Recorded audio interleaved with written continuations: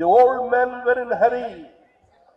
আমরা আত্মসমর্পণ করে গিয়েছিলাম ব্রিটিশের কূটনৈতিক চতুর সাম্রাজ্যবাদী শয়তানির কাছে। দেশের বুকে নেমে এসেছিল এক অভিশাপ, দেশ বিভাগের অভিশাপ। আর সেই অভিশাপের বলি হয়েছিল 20 লক্ষ মানুষ, 20 লক্ষ মানুষ। আজও সেই মৃত্যু মিছিল অব্যাহত, আজও জীবন্ত পুড়িয়ে মারা হচ্ছে। আর তার ভিডিও পোস্ট চলছে, তাকে শেয়ার করছে পশ্চিমবঙ্গেরই বিভিন্ন ছড়িয়ে ছিটিয়ে থাকা কিছু মানুষ আজকে আবার আক্রমণ করছেন পুলিশকে। নতুন করে পশ্চিমবঙ্গের রেডিকালাইজেশনে মাথা ঝাড়া দিয়েছে। ভারত তেরি টুকরে হোঙ্গে শব্দ তারা বলতে পারছে না, কিন্তু আজাদি আজাদি 370 ধারার বাতিল চাইছে। আরে পশ্চিমবঙ্গের মাটিতে এখন শ্যামাপ্রসাদের সরকার। কাশ্মীর থেকে কন্যাকুমারী, এটা কিন্তু আজকে শ্যামাপ্রসাদ মুখার্জি যে অখণ্ডতার স্বপ্ন দেখিয়েছিলেন আবার বিভক্ত করতে চাইছে। তাই কনক ভট্টাচার্যের প্রতি শ্রদ্ধা নিবেদন এর অর্থ শুধু এটা নয় যে তার জন্ম কিংবা মৃত্যু দিনে আমরা তাকে ফুল দিয়ে চলে যাব, না হলে আবার শঙ্খ ঘোষের মতো কবিতা লিখতে হবে। কবি, মঞ্চে মঞ্চে তুমি শুধুই কি ছবি, তুমি শুধু আজ 25শে বৈশাখ আর 22শে শ্রাবণ। সুতরাং এগিয়ে আসতে হবে।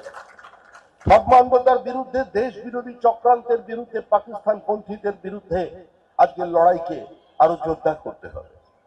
কদিন আগে আজাদি স্লোগান দিয়ে কলকাতায় কিছু অপ্রাসঙ্গিক রাজনৈতিক শক্তি প্রাসঙ্গিক হবার জন্য নেমে পড়েছিলেন।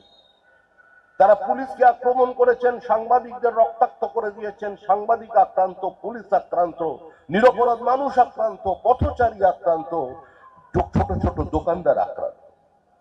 ঠিক যেভাবে মুর্শিদাবাদে মাটির দেবী প্রতিমা তৈরি করবার জন্য হরগোবিন্দ দাস এবং চন্দন দাসকে খুন করা হয়েছিল, সেই একই মানসিকতা, যে মানসিকতা বাংলাদেশের জন্মদাত্রী শ্রীমতী ইন্দিরা গান্ধীর নামাঙ্কিত লাইব্রেরির 70,000 বইতে আগুন লাগিয়ে দিয়েছে, তারা কিন্তু এখনো শেষ হয়ে যায়নি, তারা এই সমাজের মধ্যে আছে। পাকিস্তানের জন্ম আর সেই জন্মের জন্য দিনের পর দিন শহীদ, সেই শহীদদের তালিকায় আমাদেরই পাড়ার একজন শহীদ কনক ভট্টাচার্য। আজকে তিনিও কিন্তু অধীর আগ্রহে অপেক্ষা করে আছেন যে ভারতবর্ষের প্রত্যেকটি সৈনিক চায় যে ভারতের সাংস্কৃতিক মানচিত্র রাজনৈতিক মানচিত্রে রূপান্তরিত হোক।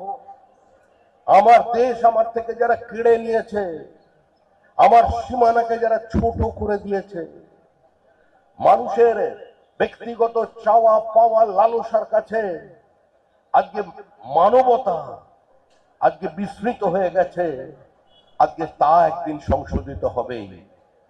15ই আগস্ট ঋষি অরবিন্দ বলেছিলেন, আজকে আমার জন্মদিন, আমার জন্মদিনে ঈশ্বর আমাকে একটা বড় উপহার দিয়েছেন, কিন্তু সেই উপহারটা খণ্ডিত উপহার। ভারতবর্ষ একদিন তার সম্পূর্ণ সীমানা ফিরে পাবে।